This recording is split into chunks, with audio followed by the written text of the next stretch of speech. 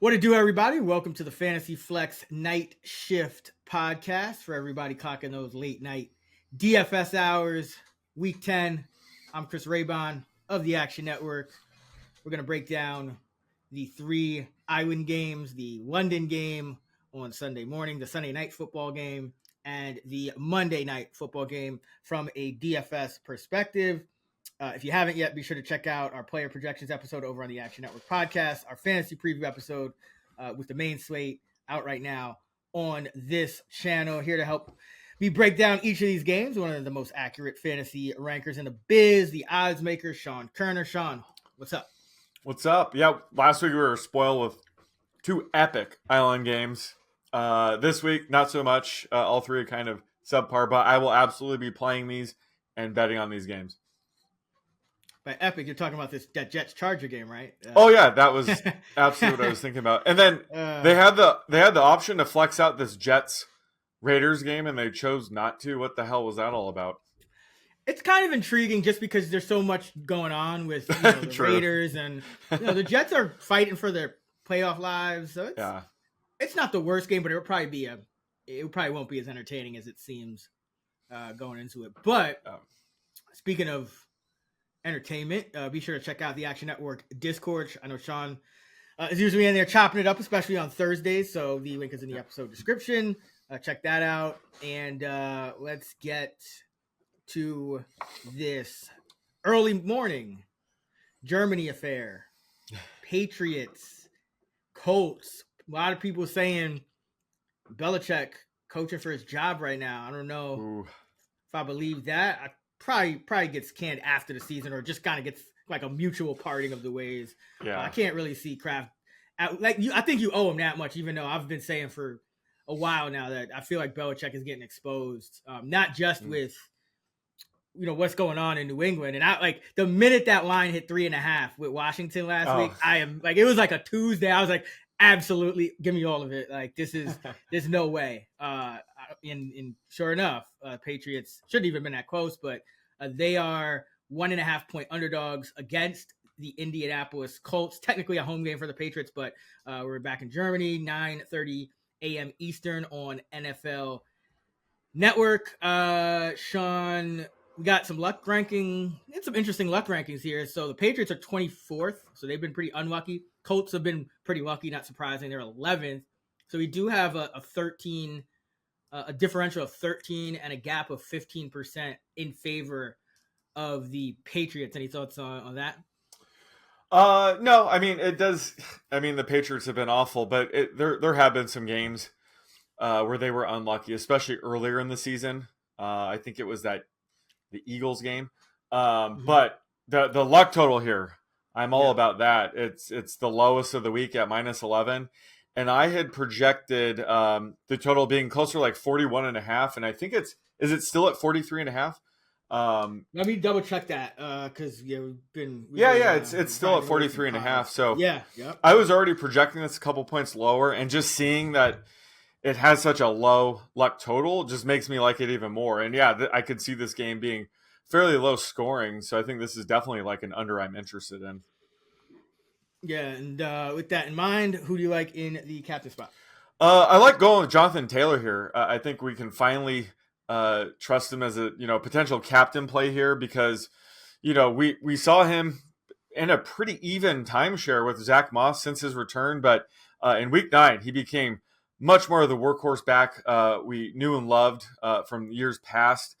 We saw his rush share jump up to 60% and his routes run rate up to 75%. And I think with Gardner Minshew under center, he's going to be more likely to check down to his running back than Anthony Richardson would. So JT cashed in with a 5-catch, 22-yard game with a touchdown receiving. So that bumps him up way up my rankings. He's my RB3 to open the week. So I think in this game especially, he's a really good option in the captain slot here. Yeah, and if the total kind of goes under, it could be a little bit more of a run-heavy game script for both sides. I don't think either team has too much interest in letting their quarterback throw it 40 times. I mean, Mac Jones is up and down, mostly down. Gardner Minshew, what's his record in his last like 15 starts? It's something pretty terrible. Even though he got the win over the hapless Panthers last week, I'm sure the Colts rather lean on Taylor. I'm sure you see a little bit of an uptick from Moss, not necessarily because he eats into Taylor's snap share, but could, as you mentioned, could be a low scoring game, probably a run focused game plan for both teams. And that's why I'm going to go Ramondre Stevenson here.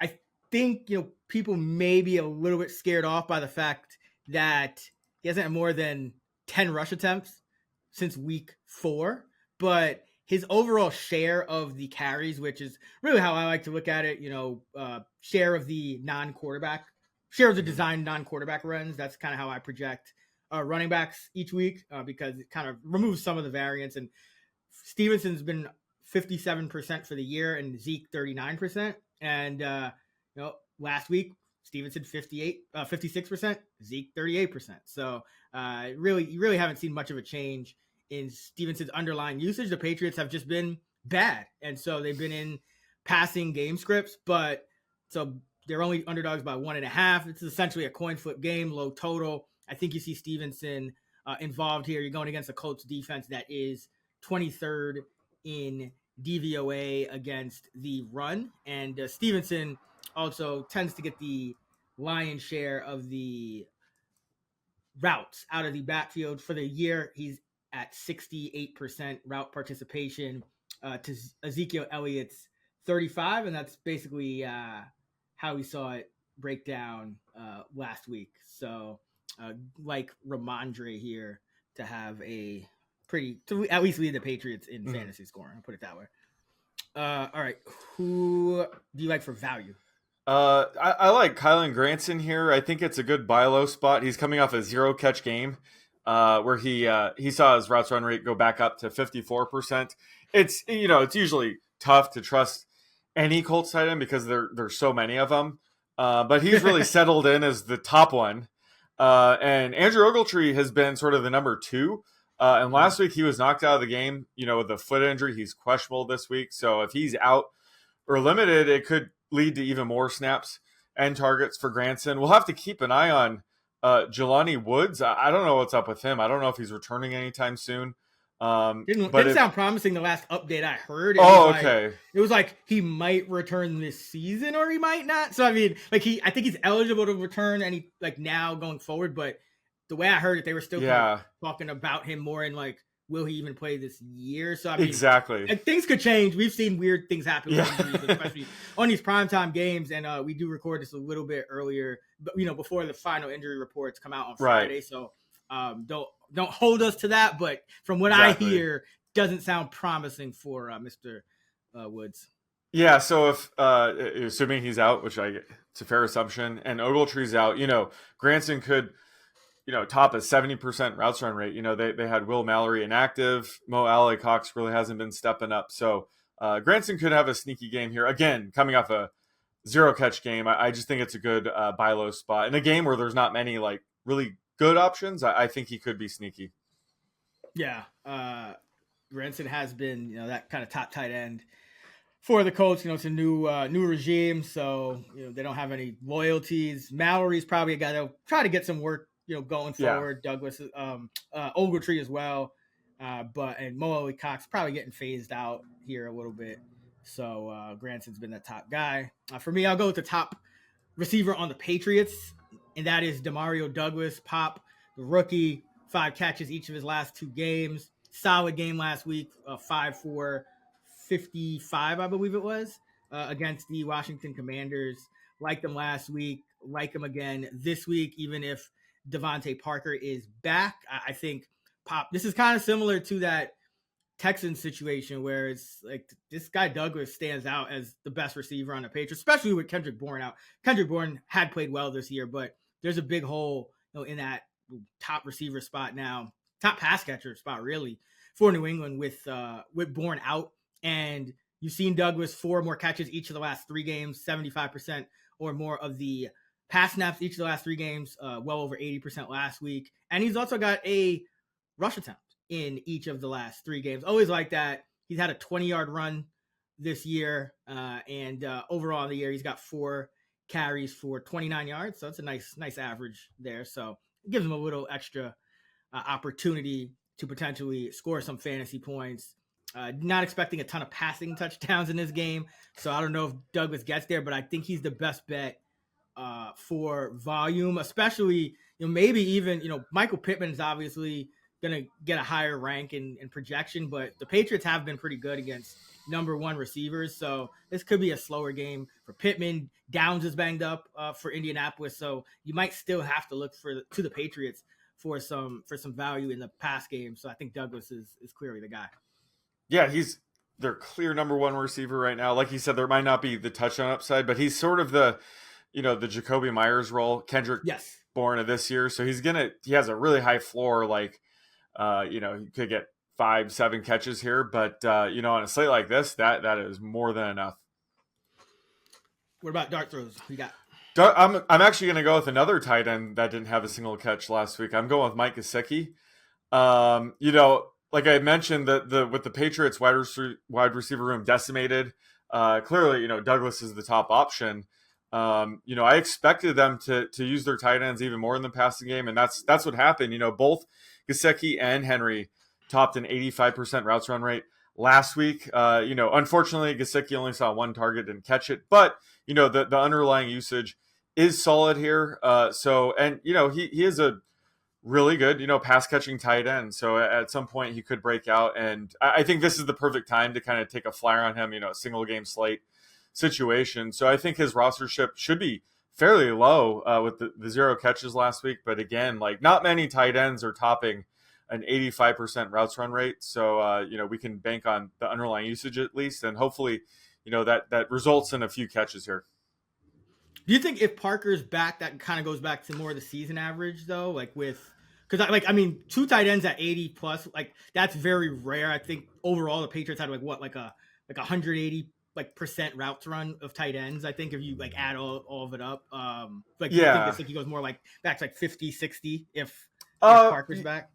Maybe extended Parker. Maybe. Oh, really? Oh, I didn't see that. Before the season. Yeah. No, I could see around 60, 70. Yeah, maybe not 85, okay. But I don't think it'll go back down to 50. Even if Parker returns, the wide receiver room's a mess. They have Jalen Reagor running a route over 50% of the time, and Thornton. So I think the wide receiver room, the situation's still a bit of a mess to where they probably do want to use Hunter Henry as well and Mike Gesicki a bit more than normal. So I could see it going 60, 65%, which is still good enough on a showdown slate. Don't forget about Pharaoh Brown too. He'll be. Yeah. I'm sure Belichick loves these unsung veteran guys. So watch. I wouldn't be surprised if Pharaoh Brown continues to get snaps as well. Yeah. I'm gonna go with Alec Pierce. There's not too many spots in fantasy we've been able to use Alec Pierce.